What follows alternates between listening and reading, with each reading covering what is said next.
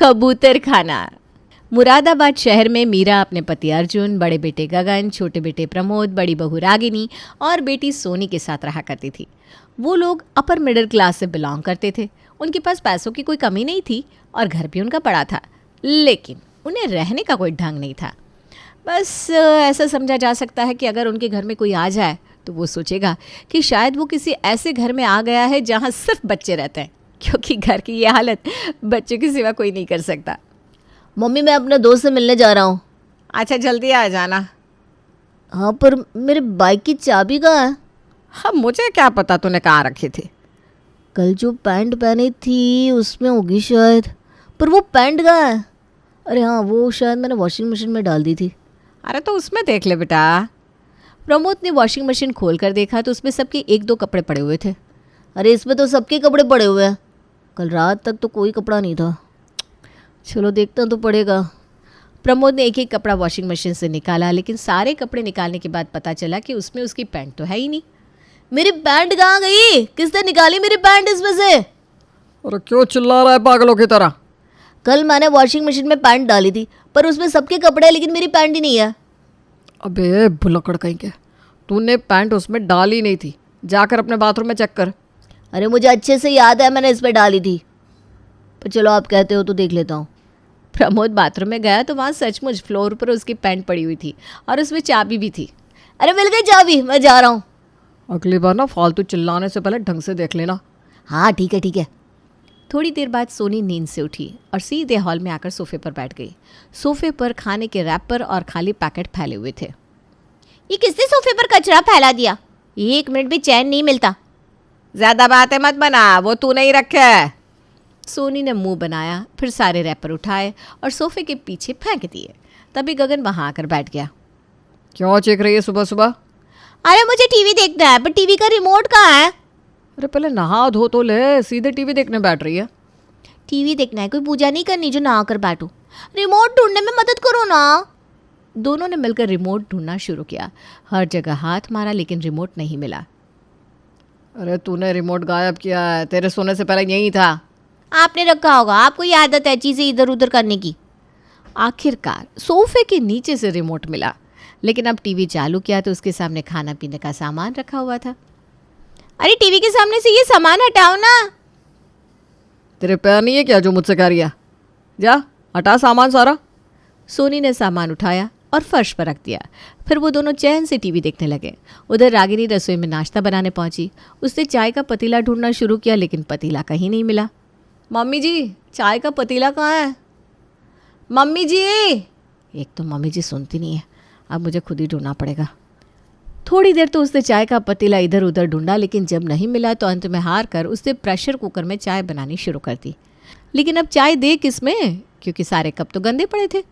Cup भी नहीं धो सकता कोई, सब मैं ही करूँ। चाय पीने के लिए सब दौड़े चले आएंगे। अरे क्या बड़बड़ा रही हो किचन में? कुछ नहीं, आप आराम से टीवी देखो बस। उसने कप को जल्दी जल्दी धोया और उसमें चाय डालकर बाहर लेकर आई, पर गगन और सोनी ने जो सामान फर्श पर रखा था उससे ठोकर खाकर वो गिर पड़ी। अरे क्या हुआ? ये देखो मैडम की परेड। पहले मुझे उठाओ तो सही। ठीक है ठहरो उठाता हूँ। ये सामान यहाँ बीच में डाला था। अरे कम से कम मुझे बता तो देते। अब दोबारा चाय बनानी पड़ेगी। सोनी तब तक तुम ये साफ कर दो। अरे पड़ा रहने दो ना भाभी, सूख जाएगा अपने आप। हाँ ये भी ठीक है। रागिनी दोबारा चाय बनाने किचन में चली गई। तभी दरवाजे की घंटी बजी। गगन दरवाज़ा खुलने जा रहा था, लेकिन अर्जुन ने उसे रोक दिया। तू बैठ, मैं देखता हूँ। अर्जुन ने अपनी पुरानी लुंगी और फटी हुई बनियान पहन रखी थी। बाल भी बिखरे हुए थे और दरवाज़ा खुला तो डिलीवरी बॉय सामने खड़ा था। जाइए मालिक को बुलाइए। अरे मैं ही मालिक हूँ। अच्छा मजाक करते हो। अरे जा मालिक को बुला। अबे तू पागल है क्या? उसी वक्त उनका पड़ोसी वहाँ से गुजरा और हंसते हुए बोला, अरे भाई यही मालिक है, इनका घर है। इनके घर में सब ऐसे ही है, मालिक होकर भी नौकर लगते हैं। डिलीवरी बॉय भी हंसते हुए डिलीवरी देकर चला गया। अर्जुन झेप कर अंदर आ गया। मीरा का ये कबूतर खाना दिन भर ऐसे ही हंगामों से भरा रहता था और खुद मीरा को भी घर के कामकाज की परवाह नहीं थी। वो हर समय या तो तंबाकू या पान मसाला चबाती रहती थी। उसे बात करते वक्त इस कदर दिक्कत होती कि सामने वालों को समझने के लिए उसके होठों को पढ़ना पड़ता। घर की दीवारें उसके पान मसाले की थूक से लाल हो चुकी थीं। ऐसा लगता था मानो कोई दीवार पर पेंटिंग बना रहा हो। प्रमोद बाइक लेकर लौटा और सीधा मीरा के पास बैठ गया। मीरा आराम से सोफे पर बैठी पान मसाला चबा रही थी। मम्मी मेरा चश्मा कहाँ रखा है? क्या कहा आपने? अरे मम्मी साफ साफ बोलिए ना। अरे प्रमोद, जब तक माँ मसाला थूकेंगी नहीं तब तक कुछ समझ में नहीं आएगा। सच का मम्मी जी की भाषा ना अलग ही लेवल की है। चुप कर। मीरा ने थूकने के लिए इधर उधर देखा और दीवार की तरफ मुड़ गई। जोर से एक लंबा थूक किया और दीवार पर लाल रंग का एक नया धब्बा जोड़ दिया। फिर उसने गुस्से में जवाब दिया, मैंने कहा चश्मा पापा के बिस्तर के नीचे होगा। तो ये पहले बोल नहीं सकती थी क्या? अरे मम्मी जी तो बोल रही थी पर आप समझ नहीं पा रहे थे देवर जी। मैंने बताया था ना मम्मी जी की भाषा अलग लेवल की है। तू ना ज्यादा बोला मत कर, नाक चिड़ी कहीं की। ये सुनकर सब हंसने लगे। उसी समय दरवाजे की घंटी बजी। रुको, खोलती हूँ दरवाज़ा। मीरा दरवाज़ा खोलने गई। उसने जैसे ही दरवाज़ा खोला तो अचानक उसका पैर लड़खड़ा गया और उसके मुंह से सारा पान मसाला सामने खड़ी औरत के मुंह पर पड़ा। औरत का पूरा चेहरा लाल हो गया। ये क्या बदतमीजी है? तुम लोगों के घर में कोई तमीज़ है कि नहीं? सॉरी गलती हो गई। गलती? तुम्हारी तो पूरी दीवारें ही इस गंदगी से भरी है। कम से कम बाहर वालों से तो थोड़ा तमीज़ से मिल लिया करो। इशरत का चिल्लाना सुनकर सब भागते हुए आए। अरे क्या हो गया? सामने देखो ना मम्मी जी ने क्या कलाकारी करी है। बेचारी का पूरा चेहरा ही लाल कर दिया। अरे मैं ज़रा लड़खड़ा गई थी तो मुंह से निकल गया। प्रमोद जाओ आंटी का मुंह धुला दो। अच्छा मम्मी। रहने दो, तुम्हारे घर के गंदे पानी से मुंह नहीं धोना मुझे, मैं जा रही हूँ। अरे लेकिन आई किस काम से ये तो बताती जाओ। पर वो औरत तो गुस्से में बड़बड़ाते हुए चली गई। मीरा हक्की बक्की उसे देखती रही और बाकी लोग हंसने लगे। अब गगन को ऑफिस के लिए देर हो रही थी। वो जल्दी जल्दी तैयार होने लगा। बाल संवारने के लिए कंघी उठाई तो बाल ऐसे बिखरे हुए थे मानो उसने झूले पर सवारी की हो। उसने कंघा करने की कोशिश करी पर नहीं हुआ तो कंघा एक साइड में फेंक दिया और किसी ने उसे टोका तक नहीं, बल्कि रागिनी तो मजाक करने लगी। अरे तुम्हारे बालों में कबूतर ने घोंसला बना रखा है क्या? अरे चुप रहो, देर हो रही है मुझे। हाँ, सुबह सुबह बैठकर और टीवी देखो, यही होगा। उसने जूते पहनने के लिए उठाए लेकिन दोनों जूते अलग अलग थे। एक का रंग काला, दूसरा भूरा। भाई ये फैशन है या मजबूरी? अरे ऑफिस को देर हो रही है, मुंह बंद रख। उसने जल्दी से पर्दों पर जूते साफ किए और बाहर निकल गया। रास्ते में लोग उसे देखकर हंसने लगे लेकिन गगन के कानों में ईयरफोन थे और वो गाना सुन रहा था। उसे तो कोई फर्क ही नहीं पड़ रहा था। अरे गगन, ऑफिस जा रहे हो या कबाड़ बिनने? अरे उसके कानों में ईयरफोन लगे हैं, वो कुछ नहीं सुनेगा। तभी तो बोल रहा हूँ, इसको जो भी कह लो कुछ फर्क नहीं पड़ता। अबे ओ गधे, कहाँ जा रहा है? देखा, कोई मतलब ही नहीं है इससे। सच कहा भाई। थोड़ी देर बाद उनका पड़ोसी चीनी लेने उनके घर आ धमका, पर उसे नहीं पता था कि ये उसकी सबसे बड़ी गलती है। भाभी ज़रा चीनी देना। अच्छा 2 मिनट रुकिए, ज़रा ढूंढ लूँ। हाँ। पड़ोसी ये सुनकर हैरान रह गया कि चीनी भी ढूंढनी पड़ती है। रागिनी चीनी ढूंढने लगी पर चीनी मिल ही नहीं रही थी। इसी बीच पड़ोसी को घर से एक अजीब सी बदबू आने लगी। ये बदबू कैसी है? बदबू? नहीं तो। पड़ोसी की नज़र एक कोने में रखे पतीले पर पड़ी जिसमें कई हफ्तों पुराना खाना सड़ रहा था। वो मुंह बनाते हुए पीछे हट गया। ये क्या हाल है आपके घर का? ये लो, मिल गई चीनी। रहने दीजिए, अब चीनी की ज़रूरत ही है, मुझे तो उल्टी आ रही है। पड़ोसी भुन भुनाता हुआ वहाँ से चला गया। रागिनी उसे जाते हुए देखती रही। उधर सोनी को किसी से मिलने जाना था और वो अपने कमरे में तैयार हो रही थी। वैसे तो उसका पूरा कमरा हमेशा ही अस्त व्यस्त रहता था लेकिन आज ऐसा लग रहा था जैसे भूकंप आया है। कहीं कपड़े बिखरे पड़े थे, कहीं जूते। उसने मेकअप करने के लिए पाउडर का डिब्बा उठाया और चेहरे पर लगाने लगी। वाह, मेरा चेहरा कितना चमक रहा है। लेकिन तभी उसने आईने में देखा कि उसका पूरा चेहरा काला हो चुका था। वो घबरा कर चिल्लाई, ये क्या हो गया? रागिनी और प्रमोद दौड़ते हुए अंदर आए। अरे तुमने पाउडर की जगह जूते की पॉलिश लगा ली है। लड़की ने मुंह काला कर लिया, छी छी छी छी। चुप रहो आप लोग। अरे हम तो चुप हो जाएंगे, लेकिन तुम्हें ये नहीं पता फेस पाउडर कौन सा है और शू पॉलिश कौन सी। सोनी ने कोई जवाब नहीं दिया और फटाफट अपना चेहरा धोकर फिर से मेकअप किया, लेकिन उसकी साड़ी की पिन गुम हो गई थी। अब ये पिन कहाँ गई? उसने पिन ढूंढते ढूंढते पूरी अलमारी उलट पलट दी। किसी तरह तैयार होकर जब वो बाहर निकली तो रागिनी ने तंज कस दिया। इतना समय लगा दिया, अब तक तो पार्टी भी खत्म हो चुकी होगी। पार्टी में नहीं जा रही हूँ, किसी से मिलने जा रही हूँ। ओहो, किससे? सोनी शर्माती हुई घर से बाहर निकल गई और पार्क में अपने बॉयफ्रेंड प्रेम से मिलने पहुंच गई। प्रेम उसे देखकर खुश हुआ और उसकी तारीफ करने लगा। वाह, आज तो तुम और भी खूबसूरत लग रही हो। वैसे कानों में ये झुमके अलग अलग क्यों है? अरे ये नया फैशन है, तुम समझोगे नहीं। ये सब छोड़ो ना, ये बताओ मुझसे शादी कब करोगे? अरे जब तुम कहो, मैं तो कल ही अपनी फैमिली लेकर आ जाऊंगा तुम्हारा हाथ मांगने। तो ठीक है, कल आ जाना, मैं घर पर सबको बता दूंगी। तो अब हमारी शादी में ज़्यादा देर नहीं है। सोनी घर लौटी और उसने अपने परिवार को सारी बात बताई।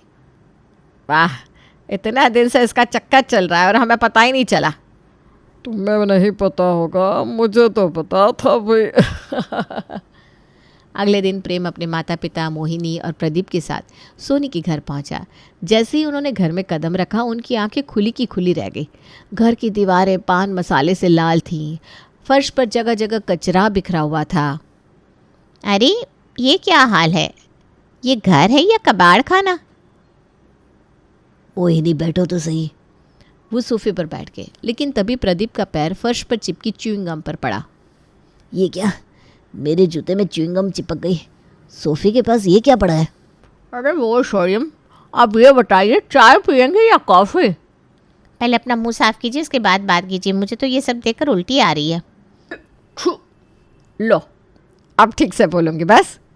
मीरा ने पास की दीवार पर मसाला थूक दिया, जिससे मोहिनी और प्रदीप का गुस्सा 7वें आसमान पर पहुंच गया। हमें लगा था ये दीवार लाल पेंट से रंगी हुई है, लेकिन ये तो हद हो गई। प्रेम, तुम हमें किस तरह के लोगों के पास ले आए हो? यहाँ कोई सफाई का नामो निशान नहीं है। हमें यहाँ एक पल भी नहीं रुकना। चलो मोहिनी। प्रेम ने अपने माता पिता को समझाने की बहुत कोशिश की, लेकिन वो गुस्से में वहाँ से चले गए। सोनी उनके पीछे भागी, लेकिन उन्होंने उसकी एक ना सुनी। आप लोग एक दिन के लिए भी ढंग से क्यों नहीं रह सकते थे? आपने सब कुछ बर्बाद कर दिया। अरे हमने क्या किया? ये तो उनका दिल छोटा है भाई। उधर प्रेम के घर पहुंचने पर भी मामला शांत नहीं हुआ। प्रदीप और मोहिनी ने उससे साफ साफ कह दिया कि वो इस शादी के खिलाफ है। हम इस गंदे घर की लड़की को अपनी बहू नहीं बनाएंगे। वो हमारे घर को भी ऐसे ही बना देगी। तो मैं वहाँ जाकर घर जमाई बन जाऊँगा, लेकिन शादी तो मैं सोनी से ही करूँगा। तुम्हें शर्म नहीं आती? हमसे लड़ाई कर रहे हो? मुझे सोनी से प्यार है, मैं उसके बिना नहीं रह सकता। बहुत बहस के बाद आखिरकार प्रेम के माता पिता मान गए। शादी की तैयारियां शुरू हुई। शादी के बाद प्रेम ने सोनी के घर में कदम रखा। स्वागत है हमारे घर के नए जमाई राजा। लेकिन पहले ना ये झाड़ू पकड़ो। झाड़ू क्यों? हमारे घर में ना काम बांट कर होता है, तुम्हें भी अपना हिस्सा निभाना होगा। मम्मी मजाक मत करो ना। अच्छा ठीक है बाबा, सॉरी। तभी रागिनी ने चाय बनाई, लेकिन वो इतनी कड़वी थी कि प्रेम का मुंह बन गया। ये चाय है, ये काढ़ा? अरे लगता है चीनी के डिब्बे में बेकिंग सोडा था। प्रेम समझ गया कि ये घर उसके लिए किसी एडवेंचर से कम नहीं होगा। प्रेम ने सोनी के घर में कुछ दिन गुजार लिए थे, लेकिन घर के हालात देखकर वो धीरे धीरे परेशान होने लगा। जगह जगह फैला कचरा, दीवारों पर मसालों के दाग और घर वालों की बेपरवाही उसे सोचने पर मजबूर कर रही थी। पता नहीं मैं इस सब के बीच कैसे रहूँगा, पर अगर सोनी से प्यार किया है तो ये सब तो सहना ही पड़ेगा, नहीं तो उसे छोड़कर जाना पड़ेगा, जो मैं बिल्कुल नहीं कर सकता। अब प्रेम घर के हिसाब से कपड़े पहनने लगा। कभी वो लुंगी के साथ शर्ट पहनता, कभी पैंट के साथ बनियान, तो कभी कभी कोट पैंट के साथ चप्पल पहनकर घर में घूमता। अरे तुम तो बिल्कुल हमारे जैसे हो गए हो। ऐसा लग रहा है जैसे हमारे खानदान में ही पैदा हुए थे। हाँ बेटा, तुम पर तो हमारा असर साफ साफ दिख रहा है। आप सबके साथ रहते रहते ये तो होना ही था। एक दिन प्रेम को अपने दोस्त से मिलने बाहर जाना था। उसने अपने पुराने अंदाज में खुद को अच्छे से तैयार किया, सफ़ेद शर्ट, ब्लैक पैंट, पॉलिश किए जूते और एक परफेक्ट टाई। जब वो बाहर निकला तो सभी उसे देखते रह गए। सोनी भी हैरान थी। अरे ये क्या, घर में तो तुम हमारे जैसे रहते हो और बाहर ऐसे सज धज कर जा रहे हो। सोनी, मैं घर में तुम्हारे लिए ऐसे रहता हूँ, लेकिन बाहर मैं अपनी पुरानी पहचान को ज़िंदा रखना चाहता हूँ। मैं नहीं चाहता कि लोग तुम्हारे बारे में कुछ गलत बोले। उस दिन सोनी को रियलाइज़ हुआ कि प्रेम उसके लिए कितना बदल रहा है, पर उसने तो खुद बदलने की ज़रा भी कोशिश नहीं करी। मैं कितनी सेल्फिश हूँ, वो मेरे लिए इतने एफर्ट कर रहा है और मैंने, पर अब और नहीं, अब मैं उसके लिए बदलूँगी। उस दिन सोनी ने पूरे घर को बदलने की ठान ली। उसने झाड़ू उठाई और घर की सफाई शुरू कर दी। उसने दीवारों से मसाले के दाग मिटाए, फर्श चमका दिया और पूरे घर को एकदम नया बना दिया। फिर उसने खुद को भी अच्छे से तैयार कर लिया। अरे ये क्या कर रही है, आज तो घर बिल्कुल चमक रहा है। क्या सच में ये हमारा ही घर है? हाँ पापा, अगर एक लड़का मेरे लिए इतना बदल सकता है तो क्या मैं उसके लिए इतना भी नहीं कर सकती? बात तो सही कह रही है। अगर प्रेम ने इतना बड़ा कदम उठाया है तो हमें भी बदलना चाहिए। चलो, आज से हम सब अपने तौर तरीके बदलते हैं। सभी ने फटाफट नहा धोकर अच्छे कपड़े पहन लिए। जब प्रेम वापस लौटा तो हैरान रह गया। लगता है मैं गलत घर में आ गया, सॉरी। अरे कहाँ जा रहे हो, ये तुम्हारा ही घर है। अरे पर ये तो बिल्कुल अलग लग रहा है।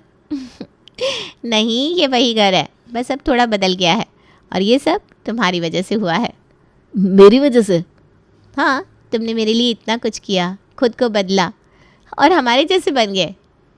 पर तभी ना मुझे एहसास हुआ कि अगर प्यार में तुम इतना कर सकते हो तो मुझे भी तो तुम्हारे लिए बदलना चाहिए। सोनी ने अपनी सारी गलती मानी और प्रेम से माफ़ी मांगी। अर्जुन, मीरा और बाकी परिवार वालों ने भी अपनी आदतों को सुधारने का वादा किया। हमने तुम्हारे साथ जो भी किया उसके लिए माफ़ी चाहती हूँ।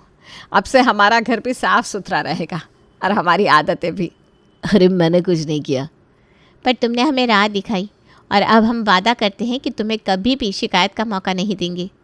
सभी ने मिलकर प्रेम का स्वागत किया और एक नई शुरुआत की।